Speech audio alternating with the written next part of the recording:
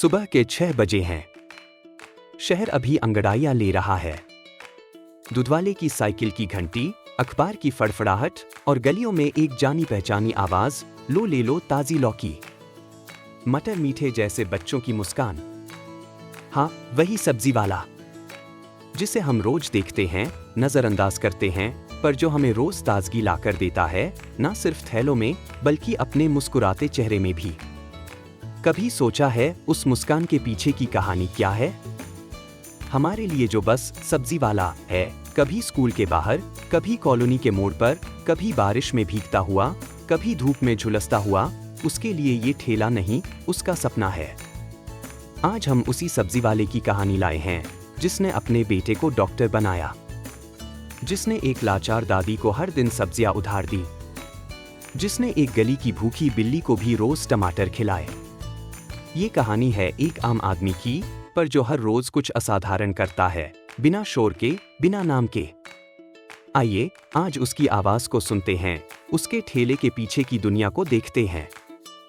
क्योंकि कभी कभी सबसे खूबसूरत कहानियां वहीं छुपी होती हैं, जहां हम देखना ही भूल जाते हैं। सुबह के पहले किरणें जैसे ही कॉलोनी की टीन की छतों पर पड़ती हैं, एक ठेला धक धक करता हुआ गलियों में दाखिल होता है। भाभी जी, आज पालक नई आई है, जैसे आपके चेहरे पे हर दिन ताजगी। यह था राजू, मोहल्ले का पुराना सब्जी वाला। चेहरे पर मुस्कान, पर आंखों में नींद की कमी और थकान छुपी होती। लोगों के लिए वो सिर्फ सब्जी बेचता था, पर उसकी असली लड़ाई तो हर दिन की थी, सपनों से, महंगाई से और हालात से। एक तरफ बेटे की फीस बाकी थी, दूसरी तरफ दाल के दाम आसमान पर। लेकिन ठेला रुका नहीं। एक बूढ़ी अम्मा, शायद 75 के करीब, हर दिन ठेले के पास आती, 2 आलू, 1 प्याज और आधा टमाटर मांगती। राजू कभी हिसाब नहीं पूछता। अम्मा, आपसे तो मेरा किराया भी वसूल नहीं सकता। आप तो मोहल्ले की माँ हैं। और वो अम्मा हर बार कहती, बेटा, तेरे ठेले से सिर्फ सब्जी नहीं आती, दुआ भी आती है। मोहल्ले में हर कोई जानता था कि राजू उधार देता है, लेकिन गिनता नहीं। राजू का बेटा आकाश सरकारी मेडिकल कॉलेज में MBBS की तैयारी कर रहा था। रात में जब पूरा मोहल्ला सोता, राजू अपने बेटे के नोट्स पढ़ता था ताकि उसे समझ सके। पढ़ बेटा, मैं सब्जी बेचना बंद कर दूंगा, लेकिन तुझे डॉक्टर जरूर बनाऊंगा। कभी कभी तो उसने खुद खाना नहीं खाया, लेकिन बेटे की किताबें पूरी थी। ठेले पर लौकी के नीचे छुपी होती थी एक किताब, ह्यूमन एनाटॉमी फर्स्ट ईयर। एक बार कॉलोनी में बाढ़ आ गई, बिजली चली गई, मार्केट बंद, लोगों के घरों में कुछ नहीं था। पर सुबह जैसे ही पानी थोड़ा उतरा, राजू आया, पूरे ठेले पर सब्जियां भर के। मैं मुनाफा नहीं लूंगा, बस इतना देना जितना पास हो। लोग रो पड़े। कुछ ने पैसे नहीं दिए, कुछ ने नमस्ते किया। लेकिन राजू के लिए ये दिन भी काम का ही था। उसकी दुकान पैसे नहीं, सम्मान और भरोसे की चलती थी।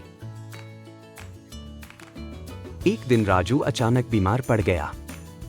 गर्मियों की दोपहरी, तेज बुखार, फिर भी ठेले को ढकेलता रहा। अगर आज नहीं गया तो अम्मा भूखी रह जाएगी और बच्चों का दूध भी नहीं आएगा। किसी तरह वो ठेला लेकर निकला। उसी दिन मोहल्ले के एक लड़के की मां ने उसे सीढ़ियों से गिरते देखा। राजू को हॉस्पिटल ले जाया गया और वहां एक डॉक्टर आया, सफेद कोट में, राजू को देखकर रुक गया। पापा, आप क्यों निकले थे? हाँ, वही आकाश अब डॉक्टर बन गया था। आंसू, मुस्कान और डॉक्टर बेटे की झप्पी, सब कुछ उस एक पल में था। अब राजू का ठेला नहीं चलता, पर कॉलोनी के हर नुक्कड़ पर उसकी कहानियां चलती हैं। लोग अब भी कहते हैं, सब्जी तो बहुतों ने बेची, पर इंसानियत सिर्फ राजू ने बेची थी। और हर शुक्रवार उसका बेटा उसी गली में मुफ्त चेकअप कैंप लगाता है। ये मेरे पापा की गलियां हैं, जिनमें उन्होंने ना जाने कितनों की भूख मिटाई थी। हर कहानी का अंत एक नई सोच की शुरुआत होता है। आज हम एक ऐसे इंसान की कहानी लेकर आए जो सब्जी की टोकरी उठाता था, लेकिन सपने आसमान से भी ऊंचे रखता था।